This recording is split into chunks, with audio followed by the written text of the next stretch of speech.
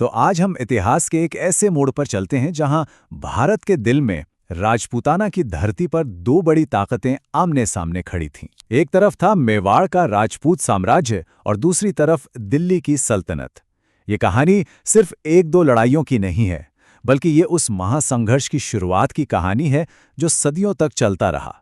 आज की हमारी ये चर्चा मेवाड़ के राजपूतों और दिल्ली सल्तनत के बीच चले उस 300 साल के लंबे संग्राम के पहले अध्याय पर है। देखिए, ये सिर्फ दो राज्यों की जंग नहीं थी। ये तो भारत की पहचान, उसकी संस्कृति और उसके भविष्य को तय करने वाली एक बहुत लंबी और निर्णायक लड़ाई की बस एक शुरुआत थी। हमारी कहानी इस टकराव की पहली सदी पर ही फोकस करेगी। ये दौर 1206 में शुरू होता है, जब दिल्ली में गुलाम वंश, जिसे ममलूक वंश भी कहते हैं, उसकी नींव रखी गई। और ये कहानी 1303 में चित्तौड़ की उस भयानक घेराबंदी तक जाती है। वैसे मामलुक का मतलब होता है सैनिक गुलाम। ये वो तुर्क गुलाम थे जिन्हें खास तौर पर फौजी सेवा के लिए खरीदा जाता था, और जो तरक्की करते करते एक दिन पूरी सल्तनत पर ही काबिज हो गए। तो चलिए इस महागाथा की शुरुआत करते हैं। तो जैसे ही 1206 में दिल्ली सल्तनत की स्थापना हुई, समझ लीजिए कि टकराव की जमीन तैयार हो चुकी थी। एक तरफ सल्तनत की विस्तारवादी नीति थी, वो हर हाल में फैलना चाहते थे, और दूसरी तरफ मेवाड़ की अपनी आज़ादी को बनाए रखने की जिद।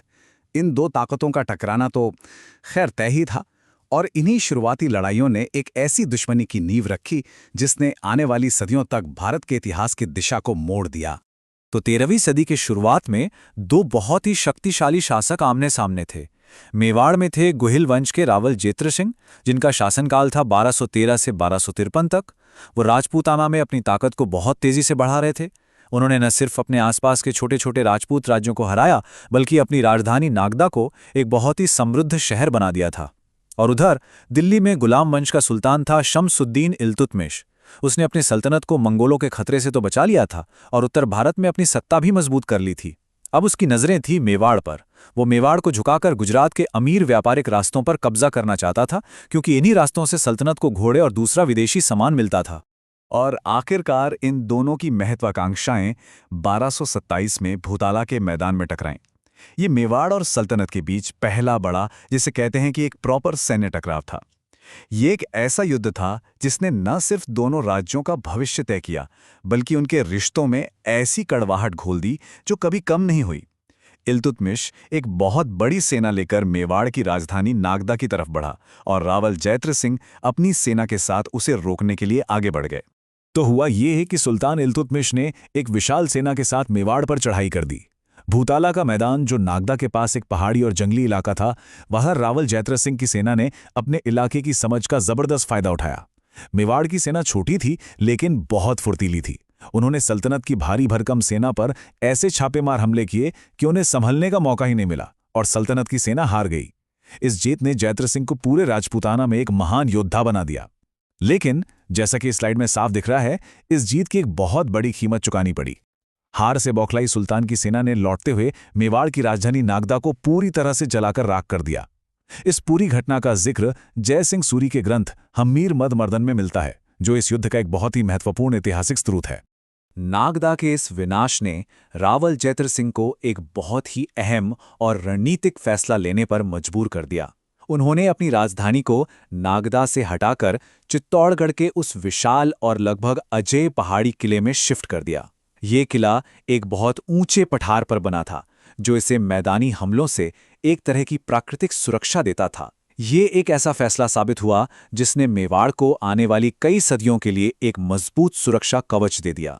जैत्र सिंह ने अपने बाकी के शासनकाल में मेवाड़ को फिर से संगठित किया और उसे एक शक्तिशाली राज्य बनाए रखा। खैर, कई दशक बीत गए। जैत्र सिंह के बाद उनके बेटे रावल तेज सिंह 1253 से 1273 ने दिल्ली के सुल्तान बलबन के हमलों को भी नाकाम किया। फिर उनके बाद आए उनके बेटे रावल समर सिंह, जिनका शासनकाल 1273 से 1302 तक रहा। उनके समय में साल 1299 में एक ऐसी घटना हुई जिसकी किसी ने कल्पना भी नहीं की थी। दिल्ली में अब खिलजी वंश का राज था, और सुल्तान था अलाउद्दीन खिलजी। जब उसकी सेना गुजरात अभियान के लिए मेवाड़ के रास्ते से गुजर रही थी, तो समर सिंह ने न सिर्फ उन्हें रास्ता दिया, बल्कि उनसे टैक्स भी वसूल लिया।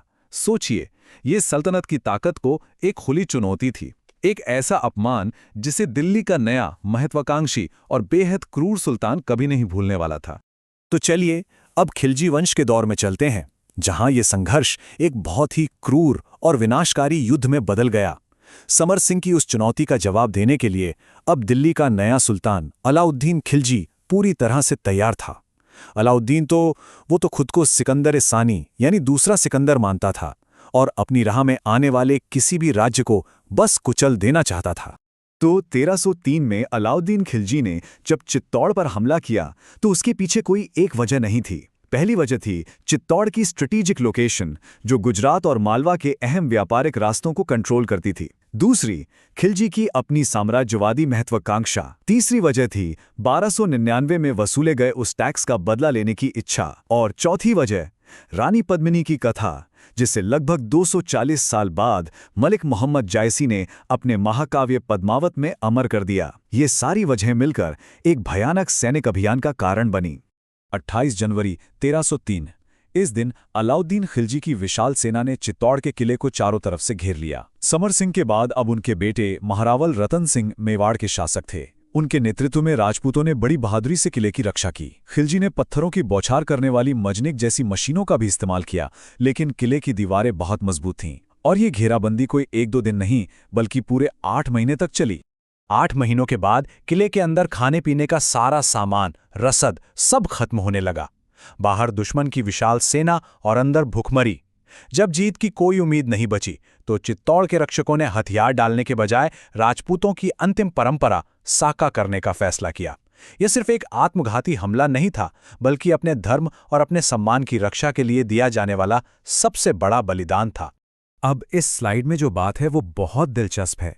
ये बताती है कि इस अंतिम बलिदान की प्रक्रिया क्या थी। साका के 2 हिस्से थे। पहला था केसरिया। इसमें गोरा और बादल जैसे महान सेनापतियों के नेतृत्व में सभी राजपूत योद्धा केसरिया बाना पहनकर किले के दरवाजे खोल देते थे और दुश्मन पर भूखे शेर की तरह टूट पड़ते थे। उनका एक ही मकसद होता था, लड़ते लड़ते वीरगति को प्राप्त करना। और दूसरा हिस्सा था जौहर।